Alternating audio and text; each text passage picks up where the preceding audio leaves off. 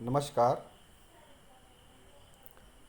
Himachal Pradesh school शिक्षा board के अंतर्गत चलाई जा रही diploma in elementary education part 1 के कोर्स 102 समकालीन भारतीय समाज में शिक्षा education in contemporary Indian society में मैं Virendra Kumar, lecture in social science, DIET Hamirpur at Gauna Karaur, आप सभी का स्वागत करता हूं।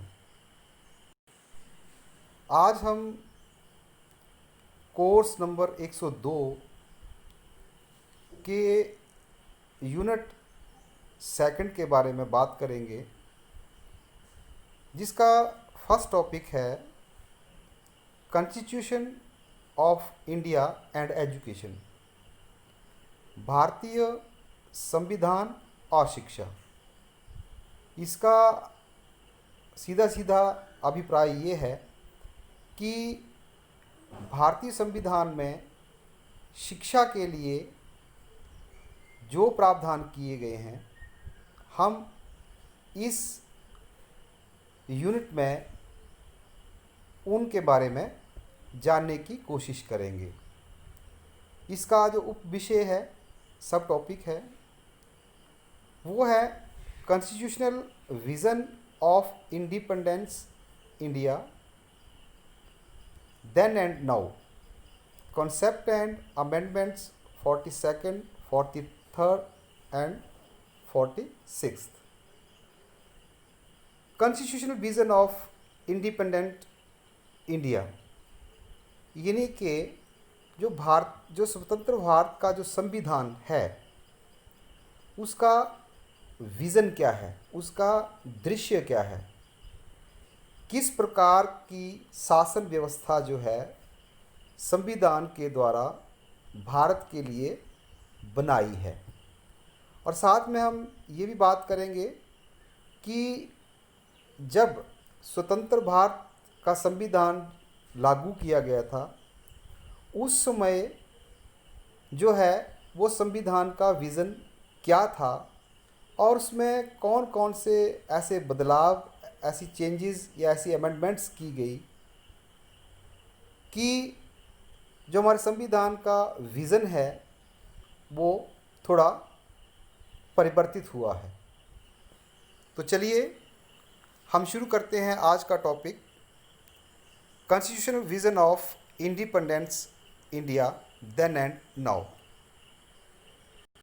सबसे पहले हम इंट्रोडक्शन करेंगे, संविधान की इंट्रोडक्शन। कहते हैं कि भारतीय संविधान एक लिखित संविधान है, जिसका निर्माण जो है एक संविधान सभा के द्वारा जो है वो किया गया था।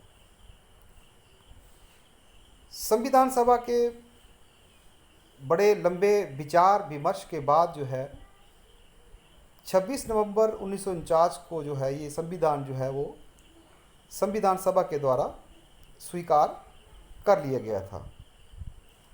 भारत का ये जो संविधान 26 नवंबर 1949 को स्वीकार किया गया, बनकर तैयार हुआ, इसको 26 जनवरी 1950 को जो है वो भारत में लागू किया गया था। 26 जनवरी 1950 को जो संविधान लागू किया गया वह उस समय की, यानी 1950 के समय की जो सामाजिक, आर्थिक और जो राजनीतिक जो परिस्थितियां थी भारत की, और भविष्य में जो आने वाले या होने वाले जो बदलाव थे, उनको ध्यान में रखकर जो है वो इस संविधान का निर्माण किया गया था। क्योंकि जितने भी इसमें कानून नियम जो हैं वो समाहित किए गए थे, डाले गए थे, वो उस समय की परिस्थितियों के अनुसार थे। स्वतंत्र भारत संवैधानिक दृश्य अगर हम देखें कि जो स्वतंत्र भारत का जो संविधान है उसका जो विज़न है वो क्या था उस समय। तो भारतीय संविधान की जो प्रस्तावना है से इस संविधान के विज़न का जो है, इनके इसके दृश्य का जो है वो हमें ज्ञान होता है। अभी ये सामने जो स्लाइड आपके पास सामने खुली है, ये भारतीय संविधान की प्रस्तावना है, प्रियम्बल जिसको हम कहते हैं। तो ये प्रियम्बल जो है, जब भारतीय संविधान 1950 में लागू किया गया था, उस समय जो भारतीय संविधान की जो प्रस्तावना है वो कुछ इस तरह की थी। और इसी प्रस्तावना से जो है वो पूरे भारतीय संविधान का जो विज़न है वो हमें देखने को मिलता है। तो देखते हैं कि उस समय जो भारतीय संविधान की जो प्रस्तावना थी उसमें कौन कौन सी बातों का जो है वो जिक्र किया गया है आपको। तो जैसे कि इसको पढ़ते हैं, we the people of India having solemnly resolved to constitute India into a sovereign democratic republic and to secure to all its citizens justice, liberty, equality and fraternity। इनके ये सारी बातें जो हैं वो हमें भारतीय संविधान के जो विज़न है उसको क्लियर करती हैं। तो सबसे पहले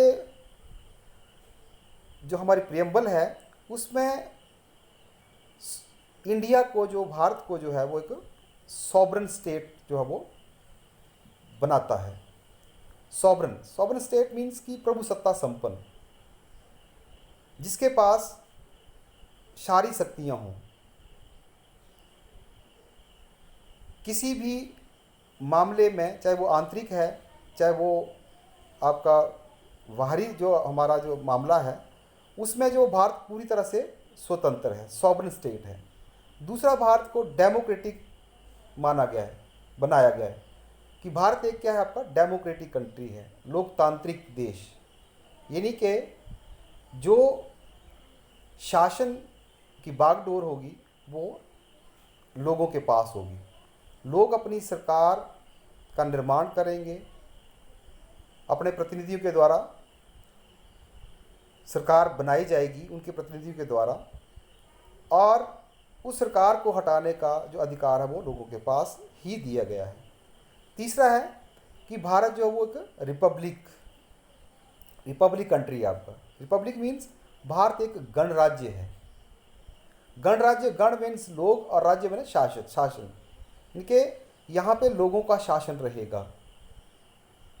कहने का भाव ये है कि जो देश का संवैधानिक मुखिया है उसको जो है वो प्रत्यक्ष या अप्रत्यक्ष रूप से लोगों के द्वारा चुना जाएगा, लेकिन जो देश को चलाने की जो पावर होगी वो लोगों द्वारा चुनी गई सरकार के पास होगी। जैसे भारत में जो है वो भारत एक रिपब्लिक जो कंट्री है आपका, और यहाँ पे जो संवैधानिक मुखिया है वो राष्ट्रपति होता है, और राष्ट्रपति जो है वो संवैधानिक मुखिया है, लेकिन जो देश को चलाने की जो अल्टीमेट पावर है वो कहीं और है। आगे कहता है कि justice, social, economic and political. यानी कि भारतीय संविधान इस चीज़ को स्पष्ट करता है कि भारतीय नागरिकों को न्याय मिलेगा, सामाजिक, आर्थिक और पॉलिटिकल। इनके सामाजिक, आर्थिक और राजनीतिक स्तर पर सभी लोग जो हैं वो बराबर होंगे। आगे बात करता है लिबर्टी। सभी लोगों को क्या होगी आपकी लिबर्टी। लिबर्टी मीन्स स्वतंत्रता। किन किन चीज़ों की? विचारों की, अपने विचारों की अभिव्यक्ति करने की, expressions, beliefs, faith and worship. किसी भी धर्म की पूजा करने की, किसी भी धर्म को मानने की, इस सब की क्या होगी आपकी लिबर्टी भारतीय नागरिकों के पास होगी। Equality of status of opportunity, और सभी लोगों को जो है वो क्या होगा, आपका समानता होगी, मतलब कि अवसर की समानता। अवसर की समानता जो है वो सब लोगों को एक बराबर होगी आपकी। आगे कहते हैं fraternity, assuring the dignity of the individual. प्रत्येक जो आपका इंडिविजुअल है, आपका व्यक्ति है आपका, उसकी जो डिग्निटी है उसकी जो है वो सम्मान किया जाएगा। और and the unity of nation, और देश को जो है वो एक सूत्र में बांधा जाएगा। तो इस तरह से अगर हम इस प्रियम्बल को बड़े ध्यान से पढ़ें तो इन सब बातों से जो है हमें इस बात की जानकारी मिल जाती है कि किस तरह से जो भारतीय संविधान है उसका विज़न क्या था आपका, कि किस प्रकार की शासन व्यवस्था, प्रशासनिक व्यवस्था जो है वो भारत में होगी। जैसे कि आप इस स्लाइड में देख पा रहे हैं आप कि भारतीय संविधान की जो प्रस्तावना जिसके बारे में अभी हमने बात की, तो ये सारी बातों का यहाँ पे मैंने थोड़ा सा आपको एक्सप्लेनेशन दी है। प्रमुख सत्ता संपन्न, सॉवरन, लोकतांत्रिक गणराज्य, जस्टिस, न्याय मिलेगा सभी लोगों को, भारत के नागरिकों को, सामाजिक, आर्थिक और राजनीतिक स्वतंत्रता होगी, विचार, अभिव्यक्ति, विश्वास, धर्म की उपासना, इन सभी की जो है वो आपकी स्वतंत्रता होगी। समानता, प्रतिष्ठा और अवसर की समानता, व्यक्ति की गरिमा और राष्ट्र की एकता और अखंडता स्थापित करने वाली बंधुता, ये जो है वो हमारे इंडिपेंडेंट जो हमारा कॉन्स्टिट्यूशन था, हमारा भारत, वो स्वतंत्र भारत का संविधान था, उसकी क्या थी, आपकी दृश्य थे आपके, इनके विज़न था। चलिए आगे बात करते हैं। 26 जनवरी 1950 को जिस संविधान को लागू किया गया था वह उस समय की परिस्थितियों के अनुसार विश्व का सबसे बड़ा और अतुल्य संविधान था। स्वतंत्रता प्राप्ति के बाद विश्व के साथ साथ भारत में भी सभी क्षेत्रों में बहुत से बदलाव आए। जैसा कि हम पीछे हम बात कर चुके हैं आपके कि 1950 में जो संविधान लागू किया गया ये उस समय की परिस्थितियों के अनुसार था, लेकिन धीरे धीरे क्या हुआ, आपका पूरे विश्व में बहुत सारे बदलाव जो हैं वो सभी क्षेत्रों में हमें देखने को मिलते हैं, चाहे वो सामाजिक क्षेत्र हो, चाहे वो आर्थिक क्षेत्र हो, चाहे वो राजनीतिक क्षेत्र हो। तो इसी प्रकार के बदलाव जो है वो भारत में भी देखने को मिले। जब इन सभी क्षेत्रों में बदलाव हुए तो जो हमारा भारतीय संविधान उस समय 26 जनवरी 1950 को जो लागू किया गया था उसमें भी बदलाव की जो आवश्यकता है वो महसूस की जाने लगी।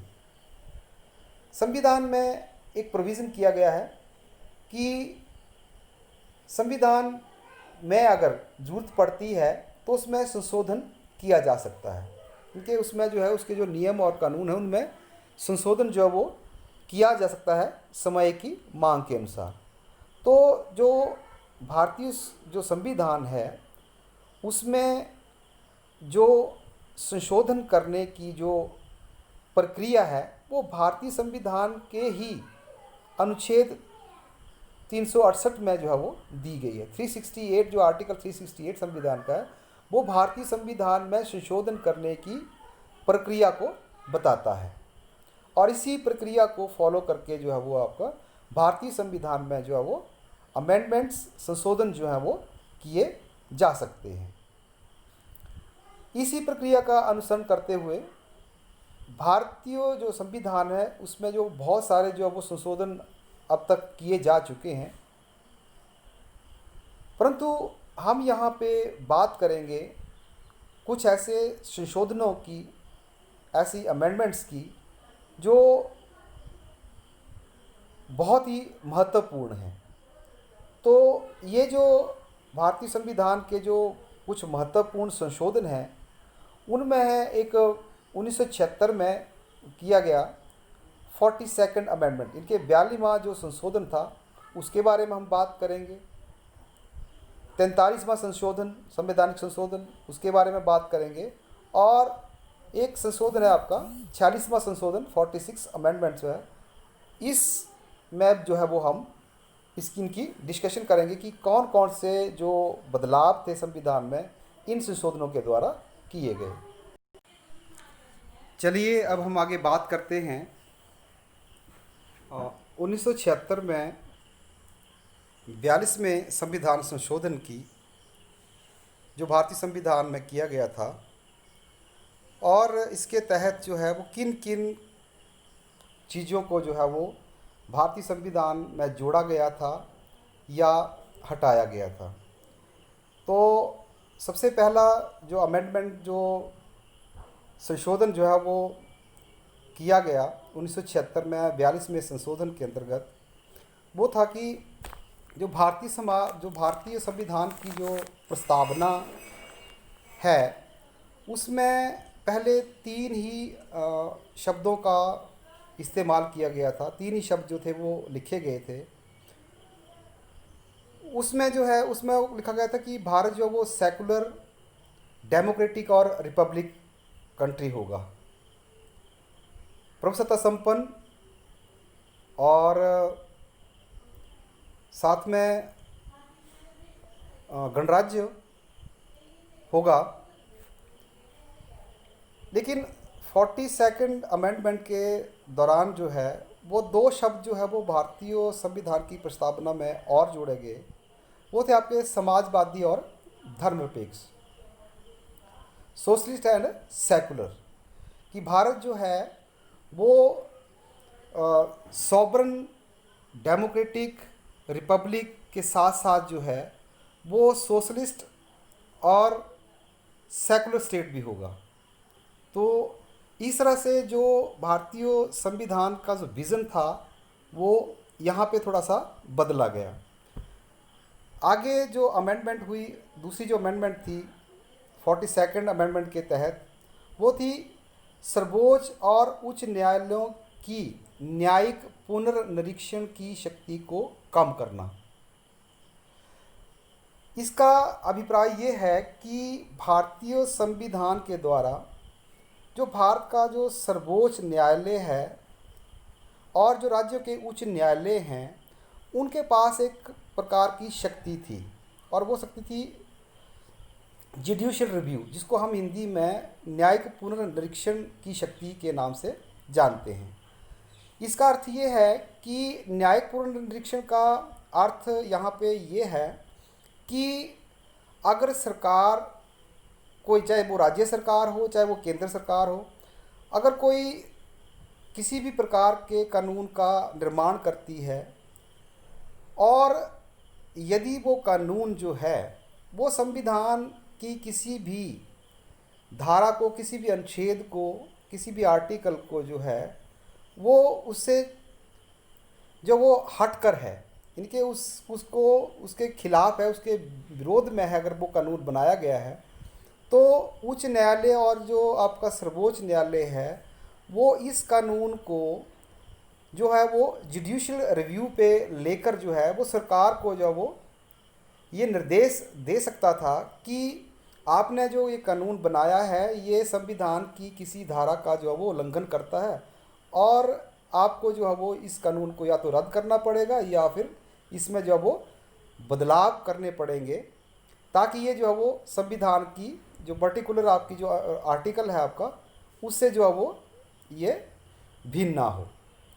तो इस तरह से ये अमेंडमेंट जो है वो की गई। इस अमेंडमेंट के से जो है वो ये शक्ति जो उच्च न्यायालय और जो सुप्रीम कोर्ट के पास थी आपकी, उसको जो वो इस अमेंडमेंट के तहत जो वो ख़त्म कर दिया गया था।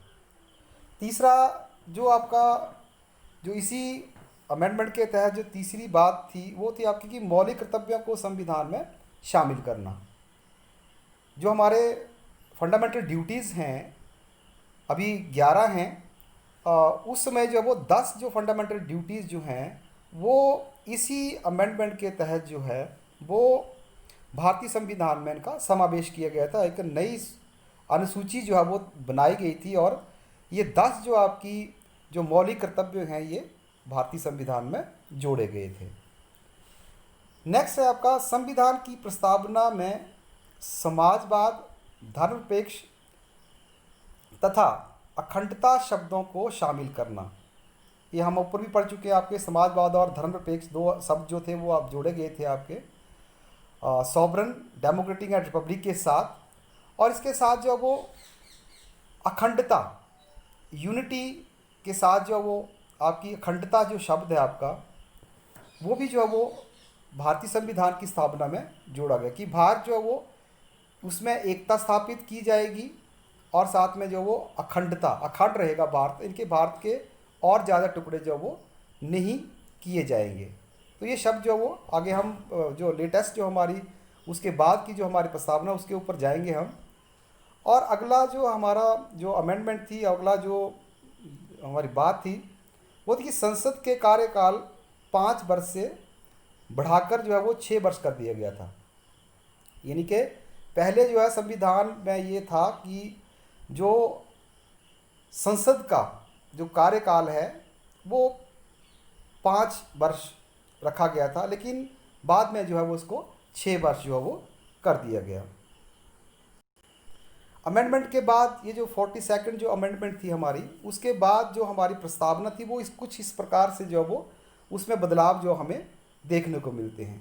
तो जैसे कि हम पहले जान चुके हैं कि 1950 में जो हमारा संविधान जो है वो लागू किया गया था, उस समय जो थे वो 3 ही शब्द जो थे वो यहाँ पे देखने को मिलते थे। वो थे आपके सॉवरेन और डेमोक्रेटिक रिपब्लिक। लेकिन यहाँ पे अगर आप देख पा रहे हैं तो इसमें जो है आपका वो 2 शब्द जो हैं वो आपके 42nd अमेंडमेंट के तहत जो वो आपके जोड़े गए थे, वो थे आपके सोशलिस्ट एंड सेकुलर स्टेट कि इंडिया जो है वो आपका समाजवाद और धर्मनिरपेक्ष जो है वो राज्य होगा आपका। और साथ में अगर हम नीचे जाएं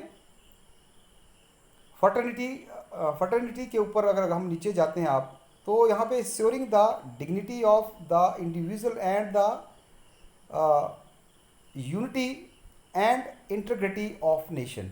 इनके पहले जो शब्द था यूनिटी शब्द जो था वो आपका प्रस्तावना में था हमारा 1950 के संविधान के अनुसार, लेकिन बाद में 42nd अमेंडमेंट के तहत जो वो आपका एक और शब्द जो वो यहाँ पे संविधान की प्रस्तावना में जोड़ा गया था, वो थी आपकी इंटीग्रिटी, अखंडता। इनके भारत में जो है वो अखंड रहेगा, भारत के और टुकड़े जो वो नहीं किए जाएंगे। चलिए अब हम आगे बात करते हैं कि भारतीय संविधान में जो हमारा 43rd जो हमारी अमेंडमेंट थी वो 1977 में की गई थी। Amendment of Indian constitution 43rd amendment वो 1977 में की गई थी।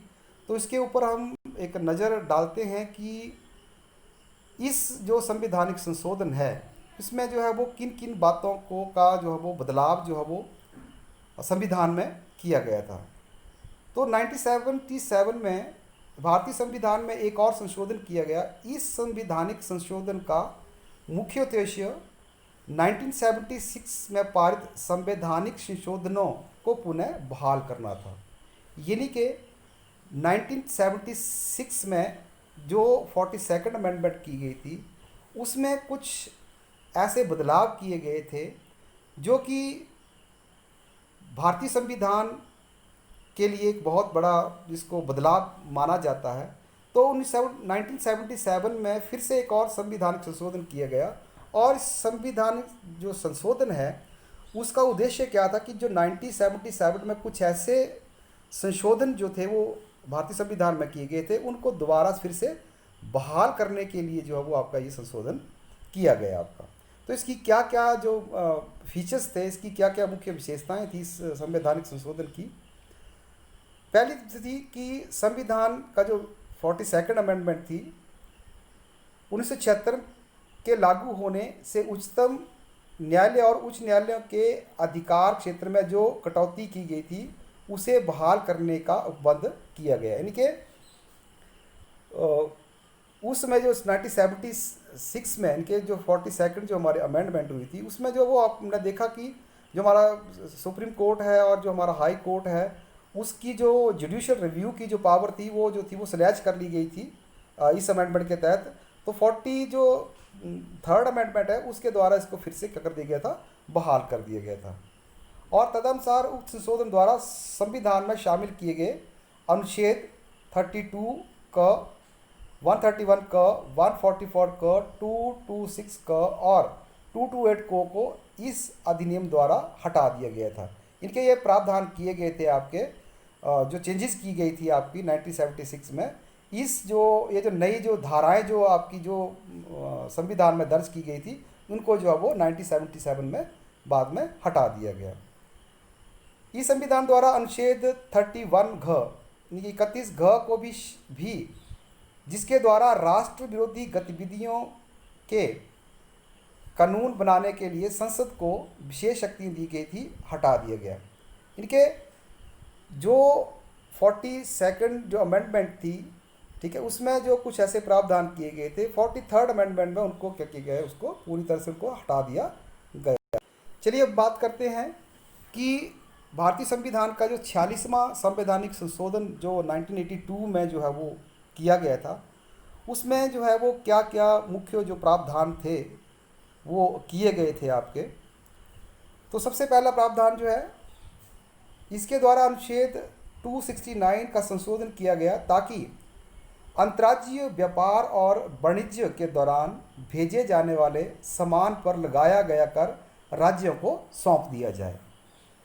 एक अमेंडमेंट की गई थी जो आर्टिकल आपका 269 है इंडियन कॉन्स्टिट्यूशन का, उसमें ये एक अमेंडमेंट की गई थी कि जब भी किसी एक स्टेट से दूसरे स्टेट के लिए कोई सामान जो है वो व्यापार के लिए जो है वो अगर भेजा जाता है किसी एक स्टेट से दूसरी स्टेट में, और उस पर जो टैक्स जो है वो अगर कलेक्ट किया जाता है, इकट्ठा किया जाता है, तो ये टैक्स जो है वो उन्हीं स्टेट्स को जो है वो सौंप दिया जाए। इनके ये जो वो केंद्र सरकार जो वो अपने पास नहीं रखेगी इस चीज़ को, और इससे जो अंतर्राज्यीय मीन्स कि एक स्टेट से दूसरी स्टेट के बीच जो व्यापार आपस में हो रहा है सामान का, उसके अंतर्गत जो भी आपका रेवेन्यू इकट्ठा होगा, जो भी टैक्स जो आएगा आपका, उसको जो वो राज्य को सौंप दिया जाएगा। तो ये एक बदलाव था 46 जो अमेंडमेंट जो आपकी कॉन्स्टिट्यूशन में की गई। आगे कहते हैं कि इस अनुच्छेद का संशोधन इस दृष्टि से भी किया गया ताकि संसद कानून द्वारा निर्धारित कर सके कि किस स्थिति में भेजा जाने वाला माल अंतर्राज्यीय व्यापार या वाणिज्य के दौरान भेजा हुआ माना जाएगा। मतलब कि कुछ चीज़ें जो एक स्टेट से दूसरी स्टेट में जानी होती है, तो कुछ ऐसी वस्तुएं होती हैं, कुछ ऐसा सामान होता है, ठीक है, जिनको जो है वो व्यापारिक सामान माना जाएगा। कौन सी वस्तु जो होगी जब एक स्टेट से दूसरी स्टेट में जाएगी तो उसको जो है वो ट्रेड जो है वो माना जाएगा कि ये व्यापार हो रहा है, या ये जो वस्तु है वो व्यापार के लिए दूसरे स्टेट में जा रही है। तो इसके लिए संसद जो है वो कानून द्वारा ये तय कर सकती थी। इनके संसद को ये पावर दी गई इसके द्वारा कि जो आपकी जो पार्लियामेंट है वो डिसाइड करेगी कि कौन कौन सी ऐसी वस्तुएं हैं जब वो एक स्टेट से दूसरी स्टेट में जब वो जाती हैं, उनको ले जाया जाता है, तो कौन सी वस्तु जो है वो व्यापारिक मानी जाएगी कि इस और अंतर्राज्यीय व्यापार के अंतर्गत आएगी, और कौन सी वस्तु जो वो अंतर्राज्यीय व्यापार के तहत नहीं आएगी। तो ये भी जो है वो ये पावर जो वो आपकी पार्लियामेंट को दी गई थी आपकी। आगे संघ सूची में एक नई प्रविष्टि 92 ख भी शामिल की गई ताकि ऐसी स्थिति में जब माल अंतर्राज्यीय व्यापार या वाणिज्य के दौरान भेजा जाए तो उस माल पर कर लगाया जा सके। मतलब कि 92 ख में जब भी कहते हैं कि जब भी व्यापारिक दृष्टि से सामान जो है वो एक स्टेट से दूसरी स्टेट में जा रहा है आपका, तो उसके ऊपर जो वो टैक्स जो है वो लगाया जाना चाहिए। तो ये जो है वो एक नई प्रविष्टि जो वो आपकी संविधान में 269 में जो वो संशोधन करके की गई थी। अनुच्छेद 286 क खंड 3 का संशोधन किया गया ताकि संसद कानून द्वारा कार्य संविदा के निष्पादन के दौरान वस्तुओं के हस्तांतरण में किराया खरीद अथवा किस्तों में अदायगी के आधार पर माल की सुपुर्दगी पर कर लगाने की प्रणाली, दरों और अन्य बातों के संबंध में प्रतिबंध और शर्तें विनिश्चित कर सके। इनके सरकार जो है वो जो है वो संसद जो है वो एक ऐसा कानून बना सकती है जिससे कि वस्तुओं का जब एक स्टेट से दूसरी स्टेट में जब वस्तुओं को भेजा जाए, ठीक है ना, उनका किराया जो है या खरीद जो है उसके ऊपर जो है वो किस्तों पर अदायगी देने का प्रावधान जो है वो किया जा सकता है। जरूरी नहीं कि अगर कोई सामान एक स्टेट से दूसरी स्टेट में जा रहा है तो जब स्टेट में दूसरी स्टेट में सामान पहुंचता तो उसकी जो वो पूरी अदायगी के पूरी जो उसकी पेमेंट जो वो एक साथ ही कर दी जाए। तो उसका ऐसा प्रावधान करना था कि ये जो सामान एक राज्य से दूसरे राज्य में जाएगा उसका जो है वो जिस राज्य से सामान गया उसको किस्तों में जो अदायगी जो वो की जा सके, और उसमें जो वो किस प्रकार का टैक्स लगाया जाएगा और कितना टैक्स लगाया जाएगा आपका, ये सारी बातें जो थी आपकी वो इस जो अमेंडमेंट के दौरान की गई थी। तो ये कुछ ऐसी हमारे पास थी आज इस लेसन में। इस जो टॉपिक था इसमें हमने मेन चीज़ों पे ऊपर फोकस किया कि जो स्वतंत्र भारत का जो संविधान है हमारा उसका विज़न क्या था। 1950 में 1950 में जो भारतीय संविधान लागू किया गया था उस समय जो भारतीय संविधान का विज़न है वो क्या था, इनके भारत में किस प्रकार का जो है वो प्रशासनिक या शासन जो है वो चलाया जाएगा आपका, और बाद में उसमें कौन कौन से ऐसे बदलाव किए गए, कौन कौन सी ऐसी अमेंडमेंट्स की गई जिसके द्वारा जो है वो आपका संविधान का जो विज़न है वो बदला। तो ये सारी बातें जो हैं वो आपने इनके बारे में सीखा। तो इसी के साथ जो हम इस टॉपिक को आज हम यहीं ख़त्म करते हैं। आप सभी का बहुत बहुत धन्यवाद। अगर इस वीडियो में कुछ कमी आपको लगती है, कोई ऐसा लगता है कि, तो नेक्स्ट वीडियो में जो है वो आप बता सकते हैं आप कि ये कमी जो है, और नेक्स्ट टाइम जो है क्योंकि फर्स्ट वीडियो था तो इसमें बहुत सारी कमियां जो वो रह सकती हैं। तो प्लीज़ आप जो है वो अपने सजेशन देने की भी कोशिश करें कि आगे से जो वो किस तरह का वीडियो जो वो हम आपके लिए बनाएं ताकि जो वो आपके लिए लाभकारी हो, बेनिफिशियल हो आपके लिए। इन्हीं शब्दों के साथ आपका बहुत बहुत धन्यवाद।